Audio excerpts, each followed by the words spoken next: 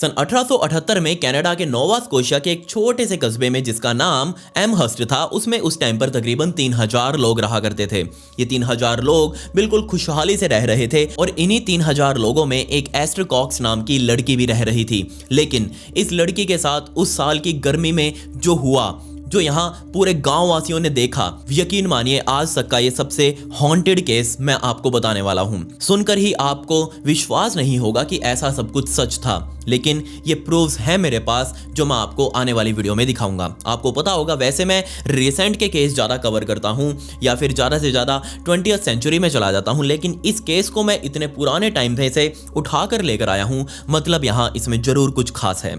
सब कुछ बताऊंगा आपको इसके बारे में, लेकिन उससे पहले मेरा नाम है विकी और आप देख रहे हैं मिस्टीरियस दुनिया का एक और बहुत ही कमाल का एपिसोड। आप प्लीज़ इस वीडियो को एक लाइक कर दें और कमेंट्स में पिक में लिख दें ताकि कल की वीडियो में मैं आपको शाउट आउट दे दूं। जो घर आप अभी अपनी स्क्रीन पर देख रहे हैं, ये एमहर्स्ट के एक प्रिंसेस कॉटेज नाम के चौराहे पर डबल स्टोरी घर बना हुआ था। दिखने में आम सा घर, कुछ यहाँ पर खास नहीं। इसके बराबर में ही बिल्कुल ऐसे ही कुछ और भी घर खड़े थे और यहाँ लोग आराम से रह रहे थे। इस घर के मालिकों का नाम ओलिव और डैनियल टीट था। इस जोड़े के 2 बच्चे थे जिनमें दोनों ही लड़के, जिनका नाम विली और फिलिप था, और साथ ही यहाँ पर डैनियल के 2 भाई भी रह रहे थे और उनकी ही 2 अनमैरिड बहनें जिनका नाम जेन और एस्टर कॉक्स था। अब आपको भी पता होगा कि उस टाइम पर एंटरटेनमेंट के लिए ना ही कोई टीवी होता था, ना ही कोई मोबाइल फोन होता था, ना ही इंटरनेट होता था। तो उस टाइम पर लोग आपस में ही बैठकर एक दूसरे से बातें करके अपना टाइम पास कर रहे थे। लाइट वगैरह के ज़्यादा सोर्सेज नहीं थे, इसलिए वहां पर लालटेन का इस्तेमाल ये लोग किया करते थे। घर में ओलिव और डैनियल के 2 छोटे छोटे बच्चे भी थे, इसलिए यहाँ पर जो घर की लड़कियां थी यानी कि जेन और एस्टर, ये मिलकर यहाँ छोटे छोटे बच्चों को संभालती थी। पूरा दिन उनके साथ इनका टाइम पास अच्छा हो रहा था। लेकिन दिन आया 28 अगस्त 1978 का, जब यहाँ एस्टर कॉक्स सुबह सुबह ही अपने घर में उठी। उसने अपना पूरा हार श्रृंगार तैयार किया, पूरी सज धज कर वो अपने घर से बाहर निकली थी। वो अपनी बहन को बताकर गई थी कि असल में वो अपने बॉयफ्रेंड से मिलने जा रही है। उसका हाल ही में यहाँ बॉयफ्रेंड बना था जिसका नाम बॉब मैकनेल था। वो इस शहर का जाना माना व्यक्ति हुआ करता था। उसके पास यहाँ उस टाइम पर घोड़ा गाड़ी भी थी।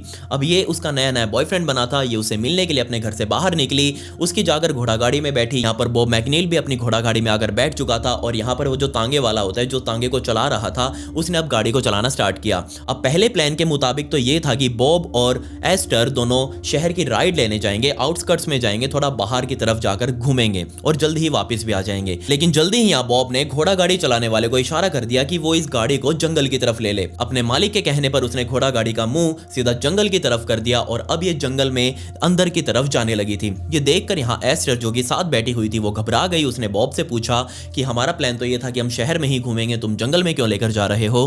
तो यहाँ बॉब ने बताया कि कुछ नहीं, जंगल में जाएंगे, वहां देखेंगे कि क्या सिस्टम है और जल्दी ही वापस आ जाएंगे। अब यहाँ बॉब के प्यार में एस्टर पागल हो चुकी थी और उसके ऊपर विश्वास कर बैठी। जल्दी ही यहाँ घोड़ा गाड़ी जंगल के और अंदर घुस चुकी थी और तब वहां जाकर बॉब ने गाड़ी को रुकवाया। वो नीचे उतरा और सीधा उसने अपनी जेब में रखी हुई पिस्तौल को निकाल लिया। पिस्तौल सीधा यहाँ एस्टर के फेस के ऊपर रखी और उसे नीचे उतरने के लिए बोला। असल में यहाँ उसका प्लान था कि वो एस्टर के साथ यहाँ बलात्कार जैसी घटना को अंजाम देगा और बाद में उसे यहीं छोड़कर चला जाएगा। ऐसी क्लियर कट बातें यहाँ उसने एस्टर को बोल दी थी। अब एस्टर बहुत जोर से चिल्लाने लगी थी, वो रोने लग गई थी। क्योंकि यहाँ जिसके ऊपर वो सबसे ज्यादा विश्वास कर रही थी, अपने घर वालों से बोलकर वो आई थी कि वो यहाँ मिलने जा रही है और अब यहाँ उसका साथी ही उसके साथ ऐसा कर रहा था। खैर यहाँ एस्टर की किस्मत कहें या फिर उसकी बदकिस्मती, क्योंकि आगे अगर देखेंगे तो बदकिस्मती कहेंगे, अब के लिए देखें तो हम उसको किस्मत कह सकते हैं। और वो किस्मत ये थी कि साइड में से ही यहाँ एक और घोड़ा गाड़ी आने की आवाज बॉब ने सुनी और बॉब उस आवाज को सुनकर तुरंत अपनी घोड़ा गाड़ी में बैठा। उसने पिस्तौल अपनी वापस अंदर डाल ली और सीधा यहाँ एस्टर को अपनी गाड़ी से धक्का दे दिया और सीधा अपनी गाड़ी को वापस घुमाकर जंगल से बाहर होते हुए वो अपनी घर की तरफ चला गया। बेचारी यहाँ एस्टर उस जंगल के बीच में अकेली फंस चुकी थी। रोते रोते वो यहाँ जंगल से बाहर निकली, कच्चे रास्ते होते हुए वो अपने घर तक पहुंची। घर में उसका हाल देखकर सभी घर वाले टेंशन में आ गए, क्योंकि उसकी आंखें पूरी सूजी हुई थी। वो बहुत ज्यादा परेशान लग रही थी, डिप्रेस लग रही थी। किसी से कुछ बोला नहीं उसने। वो सीधा अपने कमरे में गई और कमरा अंदर से बंद कर लिया और उस रात उसने किसी से बात भी नहीं करी। आने वाले अगले 4 दिनों के लिए घर वालों को लगभग एस्टर ना के बराबर ही दिख रही थी। वो जस्ट अपने कमरे से बाहर निकलती या तो वॉशरूम जाने के लिए या फिर पानी वगैरह पीने के लिए। वो पानी वगैरह पीकर वापस अपने कमरे में आती कि दरवाजा दरवाजा अंदर से बंद करती, वापस आकर सो जाती। 4 दिनों तक ये सब होता देख घर वाले बहुत ज़्यादा टेंशन में आ गए। उन्होंने दरवाजा खटखटाया, अंदर जाकर पूछना चाहा कि एस्टर आखिर तुम्हारे साथ हुआ क्या है, तुम ऐसा बिहेव क्यों कर रही हो। लेकिन यहाँ एस्टर कुछ भी बताने को तैयार नहीं थी। उसने अपने परिवार को कुछ नहीं बताया, जस्ट वो पूरा दिन और रात रोती रही। घर वालों को लगा कि शायद उसकी कुछ पर्सनल दिक्कत होगी और वो इससे जल्दी ही बाहर निकल आएगी। उनको ऐसा ही लग रहा था। वो रोज रात को यहाँ एस्टर को जोर जोर से रोते हुए सुन रहे थे। बाहर उसके रूम के खड़े रहते, दरवाजा खटखटाते रहते, लेकिन एस्टर ने दरवाजा नहीं खोला। तकरीबन यहाँ 1 हफ्ता बीत चुका था उस बदकिस्मत घटना को हुए, और तब यहाँ एस्टर और एस्टर की बहन जेन दोनों एक साथ यहाँ बेड पर सो रहे थे रात को। और तभी उनको अपने बेड के नीचे से कुछ खटपट खटपट सुनाई दी। ये खटपट खटपट की आवाज सुनकर एस्टर की नींद खुल गई। उसने साइड में लेटी हुई जेन को जगाया और कहा कि जो मैंने अभी सुना वो क्या तुमने भी सुना। जेन ने मना कर दिया, मैंने तो कुछ नहीं सुना। लेकिन तभी यहाँ वो खटपट दोबारा हुई और अब की बार वो जेन ने भी सुनी थी, और ये खटपट उनके बेड के नीचे से आ रही थी। तो दोनों बहनें बहुत ज्यादा डर गई। उन्होंने बेड के नीचे की तरफ झांक कर देखा और तभी उनको यहाँ बेड के नीचे एक बंद डब्बा यहाँ पड़ा हुआ मिला। उनको नहीं पता था कि ये बंद डब्बा किसका है और यहाँ कैसे पहुंचा। उन्होंने तुरंत उस डब्बे को बाहर निकाला। इससे पहले कि वो उस डब्बे को वो खोलने से पहले ही वो बेड के ऊपर झुककर ऐसे उस डब्बे को देख ही रहे थे। तभी वो डब्बा एक बार फिर से उछला और तकरीबन 1 से सवा फुट उछलकर वो वापस नीचे जा गिरा। ये चीज़ देखकर दोनों बहनें बहुत ज़्यादा डर गई। उन्होंने तुरंत चिल्लाना स्टार्ट कर दिया और पूरे परिवार वालों को इकट्ठा कर लिया। उसके भाई यहाँ दोनों तुरंत उठ कर आए और यहाँ एस्टर और जेन ने अपने भाइयों को समझाया कि ये डब्बा कुछ है, इसके अंदर जरूर कुछ है और ये ऐसे ऐसे हिल रहा है। भाई ने कहा ठीक है कोई बात नहीं, मैं देखता हूँ। उसने डब्बे को अपनी तरफ खींचा और खोला, लेकिन डब्बा तो खाली था। डब्बे के अंदर कुछ था ही नहीं। उसने वापस ढक्कन बंद किया और वापस उसे उसकी असली जगह जो कि बेड के नीचे थी उसके अंदर ही सरका दिया। अब ये सरकाने के बाद उन दोनों भाइयों ने कहा एस्टर और जेन को कि कुछ नहीं है, तुम आराम से सो जाओ। दोनों बहनें लेटकर अभी भी उसके बारे में बात कर रही थी कि जो मैंने अभी देखा क्या वो तुमने भी देखा। दोनों बहनें डिस्कस कर रही हैं, हो सकता है कोई चूहा वगैरह हो, इसके अंदर आ गया हो और जैसे ही हमने इस डब्बे को पकड़ा और वो बाहर की तरफ चला गया हो। लेकिन चूहा डब्बे के अंदर आ कैसे सकता था, क्योंकि डब्बा तो चारों तरफ से बंद था, ऊपर भी इसके ढक्कन लगा हुआ था। दोनों बहनें सोचते सोचते ही ये सब सो चुकी थी। अगली शाम फिर से यहाँ जेन और एस्टर अपने कमरे में ही थे और तभी उनको वही आवाज फिर से सुनाई दी। इसे सुनकर यहाँ फिर से इन दोनों बहनों ने सोचा कि वो चूहा वापस आ गया है और वो फिर से अपने कमरे में उस चूहे को ढूंढने लग गए। लेकिन वो चूहा फिर से नहीं मिला, लेकिन वो डब्बा अभी भी उनके बेड के नीचे ही रखा हुआ था। उन्होंने डब्बे को बाहर निकाला और इंतजार करने लगे कि क्या पता चूहा इसके अंदर ही हो और वो अभी कूदकर बाहर आएगा। लेकिन वो डब्बा फिर से उछला और वापस नीचे जाकर बैठ गया। ये चीज अब दोनों बहनों ने फिर से देखी थी। वो दोनों फिर से चिल्लाई, घर वालों को इकट्ठा किया, लेकिन घर वालों ने फिर से कह दिया कि कोई बीमारी नहीं है, इसको डब्बे को वहीं अंदर रख दो, पता नहीं ये डब्बा किसका है, घर में कौन मेंबर इसको यहाँ लेकर आया है। अब यहाँ उसी शाम की रात भी हो चुकी थी। दोनों बहनें फिर से अपने कमरे में सोने के लिए आई, लेकिन यहाँ आधी रात के टाइम पर जेन को बहुत जोर से चिल्लाने की आवाज सुनी और जब जेन ने अपनी आंखें खोली तो वो दंग रह गई, क्योंकि यहाँ उसकी बहन एस्टर कमरे के बीच में खड़ी हुई थी और उसका मुंह पूरी तरह लाल हो चुका था। उसकी आंखें यहाँ फटकर बाहर आने को हो रही थी। तीसरा, यहाँ उसके जो बाल थे वो बॉय कट रखती थी, छोटे छोटे बाल थे और वो बाल उसके सारे के सारे खड़े हुए थे। ये चीज देखकर जेन बहुत ज्यादा डर गई। उसने चिल्लाना शुरू कर दिया और दूसरी तरफ यहाँ चिल्ला एस्टर भी रही थी। वो बार बार उसको बोल रही थी कि मुझे बचाओ, मैं मर रही हूँ, मैं मर रही हूँ। ये चीज सुनकर जेन ने अपने घर वालों को इकट्ठा किया और तुरंत अपने कमरे में बुलाया। घर वालों ने यहाँ एस्टर को देखा, वो भी उसको देखकर इस हालत में हैरान थे। उनको समझ नहीं आ रहा था कि एस्टर के साथ हो क्या रहा है। उन्होंने एस्टर को पकड़ा, उसको शांत करवाने की कोशिश करी, लेकिन यहाँ एस्टर की बॉडी लगातार फूलती ही जा रही थी, वो धीरे धीरे सूजती जा रही थी। ये देखकर घर वालों ने एस्टर को बेड पर बिठाया और उसे नीचे लेटा दिया। लेटाने के बाद उसके सिर पर हाथ फेरते हुए उसे शांत करवाने की कोशिश करी, लेकिन यहाँ एस्टर बार बार बोल रही थी कि मैं मर रही हूँ, मेरा शरीर अंदर से फटे जा रहा है, फटे जा रहा है। घर वालों के सामने घर की बेटी इस हालत में पड़ी हो, कौन कैसे ही शांत रह सकता है। वो बार बार यहाँ उसके पैरों को मसले जा रहे थे, लेकिन वो जैसे जैसे मसल रहे थे उसके पैर वैसे वैसे फूलते जा रहे थे बहुत ज्यादा। हाथ यहाँ उसके फूलकर गुब्बारे जैसे हो रहे थे, आंखें उसकी बाहर आने को थी, लेकिन यहाँ एस्टर शांत नहीं हो रही थी। वो लगातार चिल्लाए जा रही थी। उसकी इस डर भरी चिल्लाहट के पीछे दर्द जो था वो सिर्फ एस्टर ही महसूस कर सकती थी। तभी यहाँ वो हुआ जिसको देखकर घर वालों में से किसी को भी उस पर विश्वास नहीं हो रहा था। एस्टर का मुंह खुला का खुला था और उसके अंदर से ऐसी आवाज आई जैसे यहाँ बिजली गिर गई हो। सभी को लगा कि यहाँ उनके घर के ऊपर बिजली गिर गई है। सभी यहाँ खिड़की की तरफ भागे, वहां पर्दे वगैरह को हटाकर देखा, लेकिन बाहर का मौसम तो शांत था, आसमान बिल्कुल साफ था, बिजली गिरने का तो कोई सवाल ही नहीं था। लेकिन जैसे ही सभी घर वाले पर्दे को वापस सेट करके एस्टर के पास आए, एस्टर बिल्कुल नॉर्मल हो चुकी थी। वो 1 सेकंड पहले जो चिल्ला रही थी, अब वो गहरी नींद में सो रही थी। उसकी बॉडी बिल्कुल नॉर्मल थी, कोई सूजन यहाँ नहीं थी, कोई उसका शरीर लाल नहीं था, सब कुछ एकदम परफेक्ट नॉर्मल हो चुका था। ये देखकर सभी घर वाले हैरान कि अभी तक जिसके लिए हम इतना परेशान हो रहे थे वो तो यहाँ आराम से अब सो रही है। और यकीन मानिए ये तो जस्ट अभी एक शुरुआत थी, इसके बाद तो यहाँ एक सीरीज चल पड़ी इस घर के अंदर हॉरर एक्टिविटीज की। हर किसी को यहाँ घर के अंदर नॉक नॉक सुनाई दे रही थी, बहुत अजीब अजीब आवाजें, जैसे कोई उनकी दीवारों को खुरच रहा हो, ऐसी ऐसी आवाजें यहाँ सभी घर वालों को सुनाई दे रही थी। ये चीज देखकर उनको भी समझ नहीं आ रहा था कि ये आवाजें आखिर आ कहां से रही हैं। वो जैसे ही दीवारों को कान लगाकर सुनते कि इसके अंदर से ही नॉक नॉक की आवाजें आ रही हैं, लेकिन जैसे ही वो कान लगाते वो आवाजें दूसरी तरफ चली जाती। वो दूसरी तरफ जाकर जब सुनते तो आवाजें कहीं और से आ रही थी। पूरा घर यहाँ परेशान था, लेकिन एस्टर को कुछ समझ नहीं आ रहा था। एस्टर अभी भी सो रही थी। तकरीबन 4 दिन बीत गए थे उस रात को, जिस रात यहाँ एस्टर के साथ वो सब कुछ हुआ था। और फिर चौथी रात को भी यहाँ बिल्कुल ऐसा ही अटैक हुआ। एस्टर और जेन एक साथ सो रहे थे, तभी जेन ने महसूस किया कि जो कंबल उसने ओढ़ा हुआ है वो कंबल उसके शरीर पर है ही नहीं। उसने इधर उधर हाथ मारा, लेकिन वो कंबल यहाँ था ही नहीं। वो हाथ सीधा जाकर एस्टर को लगा, और जब उसने एस्टर को छुआ तो उसका हाथ लगभग जलने ही वाला था। क्यों? क्योंकि यहाँ एस्टर की बॉडी लगभग गर्म होकर पूरी लाल हो चुकी थी। ये देखकर जेन की आंखें खुली। उसने देखा कि यहाँ जो कंबल वगैरह, उसके तकिए वगैरह थे, सब कुछ यहाँ बेड से निकला हुआ है और वो सारा कोने में पड़ा है। ये चीज किसने की थी? उसने एस्टर को जगाने की कोशिश करी, लेकिन एस्टर जब जागी तो उसने बहुत जोर से चिल्लाना शुरू कर दिया। तभी यहाँ जेन ने सभी को वापस इकट्ठा किया। घर वाले सभी अब यहाँ एस्टर को देख रहे थे। एस्टर की बॉडी फिर से यहाँ सूज कर लाल हो चुकी थी, वो बहुत ज्यादा फूली हुई थी। उसके दांत यहाँ ऐसे लग रहा था जैसे वो पिस रहे हों।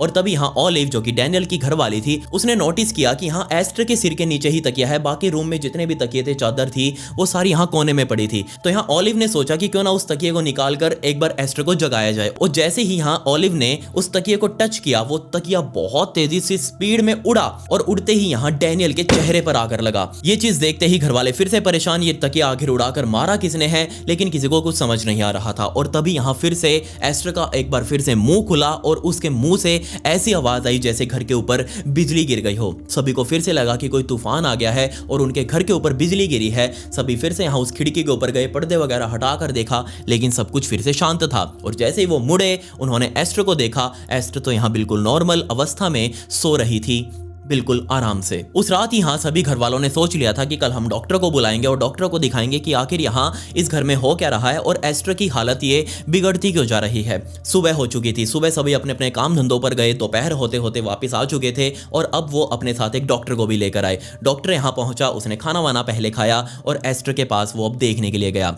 एस्टर को जैसे उसने देखा, उसने महसूस किया कि इसकी बॉडी थोड़ी सी अलग है, थोड़ी टाइट हो चुकी है और वो अजीब रूप से लाल भी होती जा रही है जगह जगह से। ये चीज देखते ही डॉक्टर ने पूरे घर वालों को बता दिया कि ये लड़की शायद हो सकता है नर्वस एक्साइटमेंट से पीड़ित हो चुकी हो। डॉक्टर ने घर वालों को समझा दिया था कि ये बीमारी तभी होती है जब कोई पीड़ित व्यक्ति रिसेंटली ही किसी शॉक में गया हो। और बिल्कुल ऐसा ही तो हुआ था एस्टर के साथ भी। एस्टर को भी यहाँ शॉक लगा था बॉब मैकली की वजह से, जिसने उसके ऊपर वो गन तानी थी, जिससे वो बहुत ज्यादा प्यार करती थी। उस शॉक की वजह से हो सकता है यहाँ एस्टर के साथ ये सब कुछ हो रहा हो। लेकिन घर वालों ने डॉक्टर से कहा कि जनाब आप देखिए, शॉक में बंदा है, हम मान लिया कि इसके साथ कुछ होगा, लेकिन ये सब चादर वगैरह उड़ना और वो डब्बे का इस तरह से उछलना, तकिए का उड़कर मुंह पर लगना और इस तरह से अजीब अजीब आवाजें निकालना, ये सब कुछ क्या है? डॉक्टर ने भी कहा नहीं बाबूजी, ये तो मुझे भी नहीं पता, इसका जवाब तो मैं भी अभी आपके साथ ही मिलकर ढूंढूंगा। ये सब बातें अभी यहाँ घर वाले डॉक्टर के पास खड़े होकर कर ही रहे थे। एस्टर साइड में लेटी हुई थी, उसके सिर के नीचे तकिया लगा हुआ था। डॉक्टर का मुंह घर वालों की तरफ था और घर वाले यहाँ एस्टर को भी देख रहे थे और डॉक्टर को भी देख रहे थे। और तभी यहाँ डैनियल ने नोटिस किया कि एस्टर के सर के नीचे जो तकिया लगा हुआ है वो एकदम से खिसक गया है,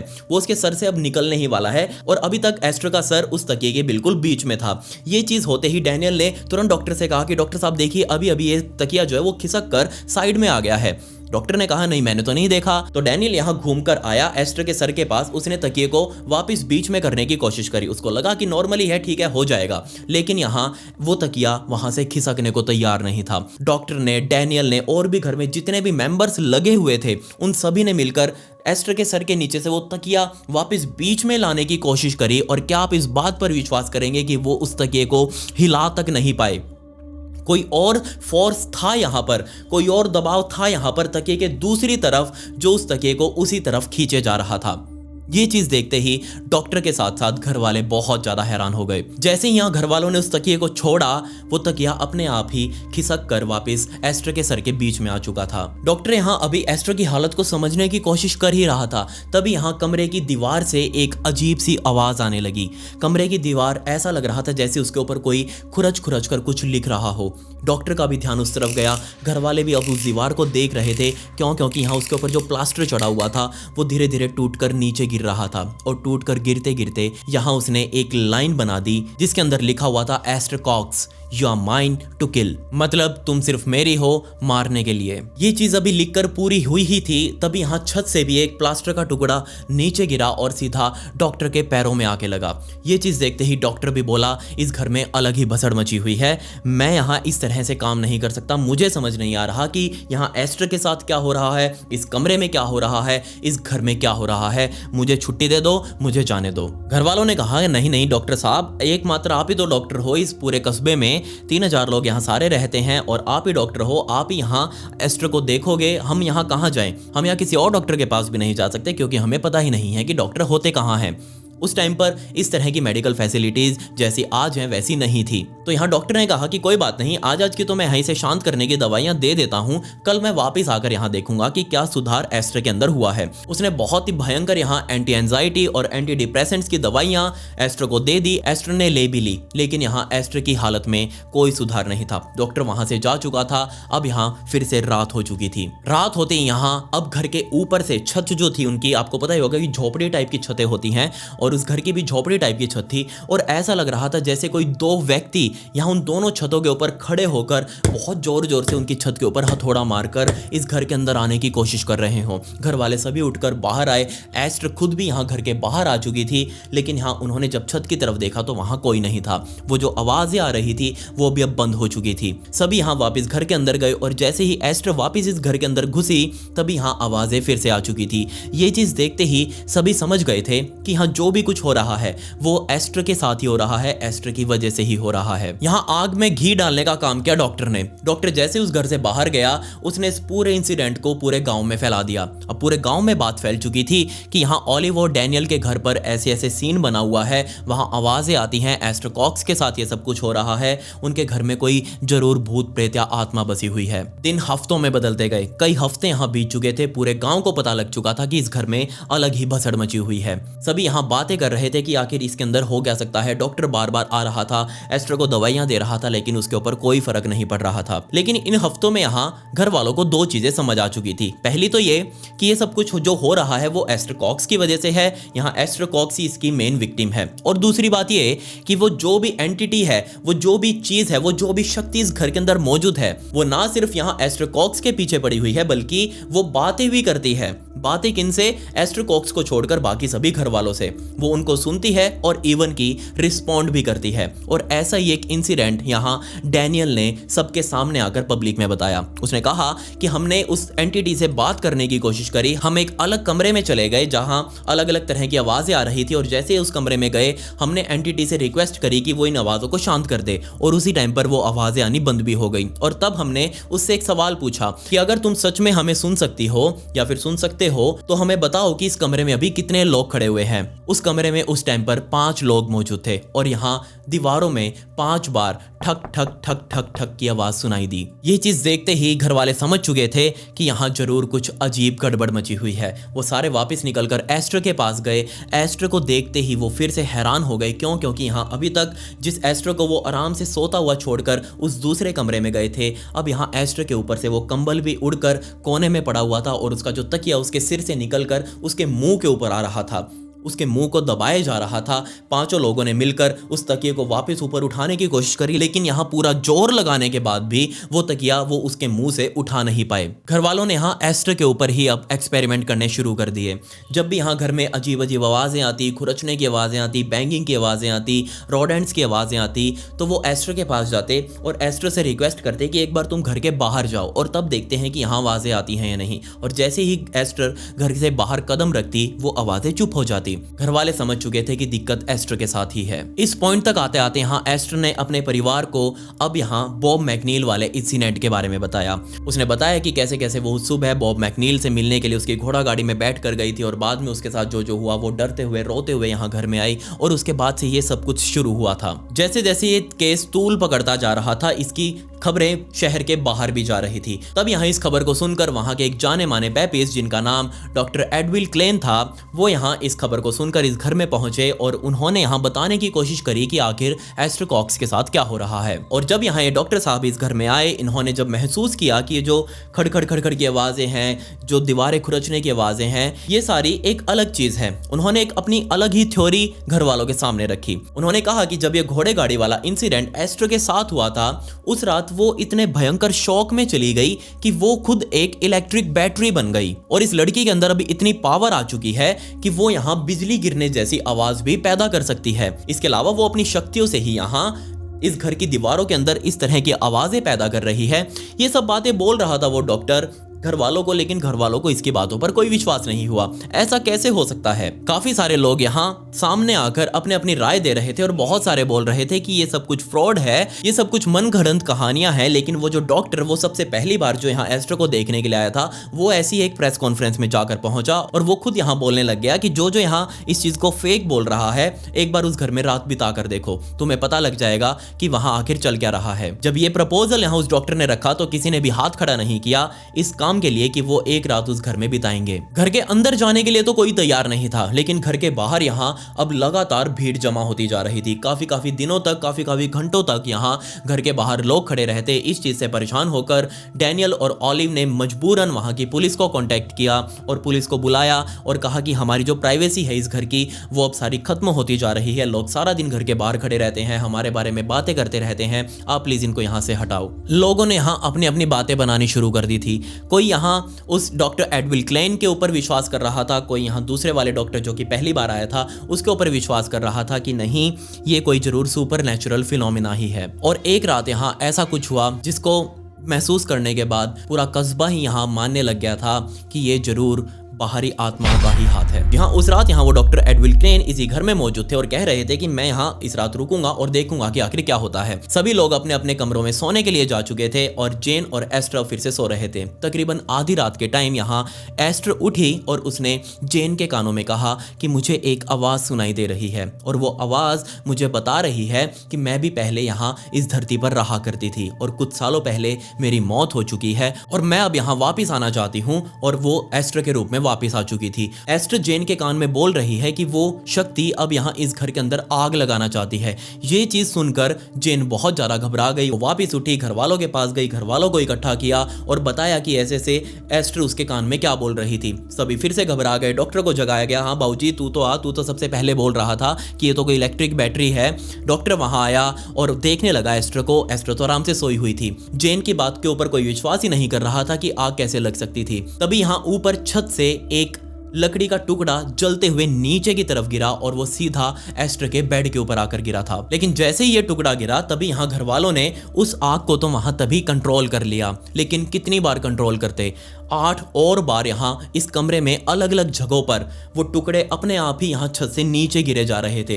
वो टुकड़े ऊपर आ कहां से रहे थे? घर वाले सभी अपना मुंह उठाकर छत की तरफ देख रहे हैं। उनको समझ नहीं आ रहा कि एकदम से वो टुकड़े प्रकट होते हैं और सीधा नीचे आकर गिरते हैं उस बेड के आसपास ही। जैसे ही कोई टुकड़ा नीचे गिरता, घर वाले उसे शांत कर देते, वहीं बुझा देते। इस इंसिडेंट को देखते हुए डैनियल को याद आया कि वो तो इस एंटिटी से, इस शक्ति से बात भी तो कर सकते हैं।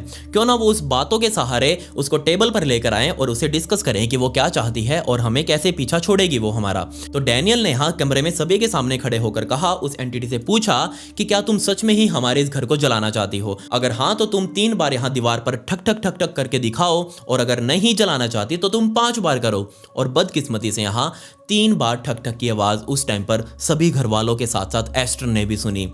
ये चीज़ सुनते ही घर वाले बहुत ज़्यादा डर गए और इससे पहले कि वो कुछ कर पाते, एस्टर की एक ड्रेस जो कि दीवार पर एक खूंटी पर टंगी हुई थी वो अपने आप ही उठी।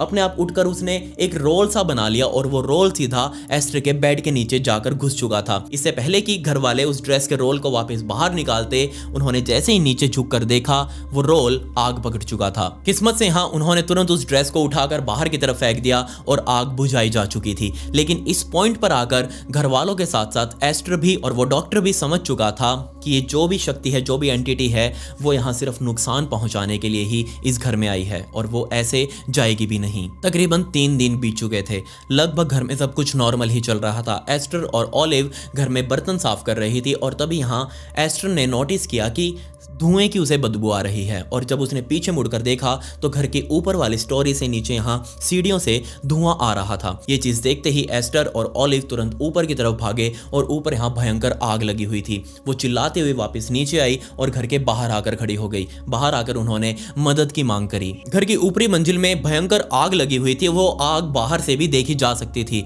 बाहर खड़ी दोनों महिलाएं अब चिल्ला रही थी। पड़ोसियों को इकट्ठा कर लिया और तभी यहाँ एक आदमी आया और उस आदमी को यहाँ पहले कभी भी किसी ने इस एरिया में नहीं देखा था। वो इस शहर का था ही नहीं, क्योंकि छोटा सा शहर था, 3000 लोग रहते थे, आपस में सभी एक दूसरे को जानते थे। वो आदमी यहाँ आया और उसने देखा कि यहाँ आग लगी हुई है। उसने सभी को साइड में किया। अपना जो कोट उसने पहना हुआ था वो उतार कर उसने नीचे फेंका और वो सीधा घर में घुस गया। ऊपर गया। ऊपर की तरफ जाते ही उसने सारी आग को एक बार में ही शांत कर दिया। ये चीज देखकर सभी हैरान कि आदमी आखिर था कौन और उसने एक झटके में इस आग को कैसे बुझा दिया। वो आदमी तुरंत बाहर आया और इससे पहले कि कोई उससे कुछ बात कर पाता, वो अपना कोट उठाकर वापस वहां से भाग चुका था। वो आदमी आखिर था कौन? लोगों के बीच में बातें चल पड़ी कि ये कौन है और एकदम से आया और इसने आग कैसे बुझा दी। ये शक्ति तो हमें भी चाहिए। लेकिन उस आदमी से कोई बात ही नहीं कर पाया। वो कौन था, कहां से आया, आज तक पता नहीं चला। अब तक यहाँ ये गांव पूरा 2 हिस्सों में बंट चुका था। एक वो लोग थे जो इस पूरे कांड को भूत प्रेत और आत्माओं से जोड़कर देख रहे थे और दूसरी तरफ वो लोग भी थे जो इसको पूरी तरह से स्क्रिप्टेड बता रहे थे कि ये जरूर एस्टर और उसके परिवार वालों के द्वारा स्क्रिप्ट किया गया है सिर्फ फेमस होने के लिए। लेकिन यहाँ फेमस होकर भी वो क्या करते? क्यों अपना घर जला रहे थे? क्यों वो इस तरह से सभी को दिखा रहे थे कि उनके साथ ये सब कुछ हो रहा है? और इनफैक्ट यहाँ बहुत सारे सबूत भी उनके सामने थे। वो डॉक्टर वगैरह और इसके अलावा भी बहुत सारे लोग जिन्होंने सब कुछ होते हुए सामने देखा था। खैर, अब यहाँ आग शांत हो चुकी थी। घर वाले वापस घर में आए। रात होते होते यहाँ पूरा परिवार इकट्ठा हो चुका था और अब सोने के लिए गए। लेकिन जैसे ही एस्टर सो रही थी उसको दीवार पर ऊपर एक पिक्चर बनी हुई दिखाई दी और वो पिक्चर किसी और की नहीं बल्कि उसके घर की ही थी और उस घर के अंदर पूरी तरह आग लगी हुई थी। ऐसी पिक्चर देखते ही एस्टर बहुत ज़्यादा डर गई। उसने मन में ही सोच लिया कि ये सब कुछ उसकी वजह से हो रहा है और वो इस घर में अब और ज़्यादा नहीं रह सकती, क्योंकि अगर वो रही तो यहाँ उसके घर वालों को भी नुकसान है और हो सकता है किसी के साथ जान की भी हानि हो जाए। ये चीज़ सुबह होते ही एस्टर ने अपने परिवार वालों के साथ डिस्कस करी कि मेरे वजह से ही यहाँ ये सब कुछ हो रहा है और मेरी वजह से आप सभी की जान को भी खतरा है। ओलिव और डैनियल दोनों ने ही मिलकर एस्टर को कह दिया कि जो तुम कह रही हो वो ठीक है, हम तो नहीं कह रहे कि तुम यहाँ हमें छोड़कर जाओ, हमें तो तुम्हारी जान की चिंता है, लेकिन अगर तुम चाहती हो तो तुम जा सकती हो। एस्टर ने यहाँ अपने लिए एक शेल्टर ढूंढना स्टार्ट कर दिया। वो कहीं और अब रहने वाली थी। जनवरी 1879 यानी कि जनवरी 1879 का टाइम आ चुका था और अब यहाँ फाइनली इसी एमहर्स्ट शहर के एक रेस्टोरेंट ऑनर ने एस्टर को कांटेक्ट किया और कहा कि अगर तुम्हारा मन चाहे तो तुम मेरे पास आकर यहाँ रह सकती हो। अब यहाँ एस्टर उस रेस्टोरेंट ओनर के घर शिफ्ट हो चुकी थी। एस्टर के घर वाले उसे कई बार जाकर मिल भी आते। 3 हफ्तों का टाइम बीत चुका था। 3 हफ्तों तक सब कुछ नॉर्मल रहा, लेकिन उसके बाद यहाँ फिर से वही सब कुछ स्टार्ट हो चुका था। धीरे धीरे ठक ठक की आवाज़ स्टार्ट हुई। वो जो घर था यहाँ रेस्टोरेंट ओनर का, उस रेस्टोरेंट के ऊपर ही बना हुआ था। नीचे यहाँ खाने पीने का एरिया था। एस्टर यहाँ सुबह होते ही नीचे आ जाती थी और तब यहाँ रेस्टोरेंट मालिक ने ये नोटिस करना शुरू किया कि यहाँ से तो चीज़ें गायब हो रही हैं और वो गायब हुई चीज़ें सीधा घर की छत के ऊपर जाके उसे मिलती हैं। ये चीज़ देखते ही वो समझ गया कि ये सब कुछ जरूर एस्टर की वजह से ही हो रहा है। लेकिन अभी भी यहाँ कहीं ना कहीं उसके मन में शंका थी कि क्या एस्टर ऐसा कुछ खुद कर सकती है। तो उसने एस्टर के ऊपर नजर रखनी शुरू करी। एस्टर के वो बार बार ध्यान से देखता कि आखिर वो कर क्या रही है, लेकिन जो उसने देखा वो बहुत ही भयंकर था। एस्टर जिस रास्ते से रेस्टोरेंट के अंदर घूमती थी उस रास्ते में जितना भी फर्नीचर आता वो अपने आप ही हिलने लग जाता। ये चीज़ देखते ही रेस्टोरेंट ओनर बहुत ज्यादा डरने लगा। लेकिन अगर यहाँ दूसरी तरफ देखें तो एस्टर खुद यहाँ उस शक्ति की दया के ऊपर ही जी रही थी। वो शक्ति जब चाहती यहाँ एस्टर को खत्म कर सकती थी या फिर उसको किसी भी तरह का नुकसान पहुंचा सकती थी। और एक दिन वो भी आया जब यहाँ रेस्टोरेंट में एस्टर घूम रही थी कस्टमर्स के बीच, और तभी यहाँ टेबल पर रखा हुआ एक चाकू अपने आप उठा और सीधा जाकर एस्टर की कमर में जा घुसा।